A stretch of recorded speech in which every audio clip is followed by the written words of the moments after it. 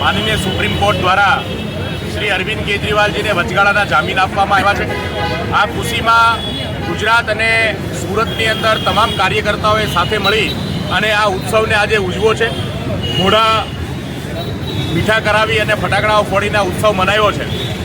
માનનીય સુપ્રીમ કોર્ટનો અમે આજે આ દિવસે આભાર માનીએ છીએ કે આ આખા ઘટનાની અંદર એમણે ભાજપની જે કરતૂત છે અથવા તો એમની જે મનસા છે કે આ ચૂંટણીમાં વિપક્ષ અને વિપક્ષના નેતાઓ પ્રચારમાં ન જોડાઈ શકે અને કોઈપણ રીતે આ ચૂંટણી જીતી જવાય એની સામે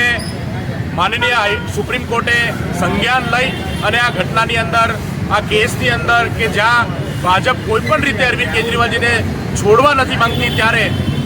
સુપ્રીમ કોર્ટે ખૂબ જ મોટું નિર્ણય આજે જાહેર કર્યો છે। અમે એવું માનીએ છીએ કે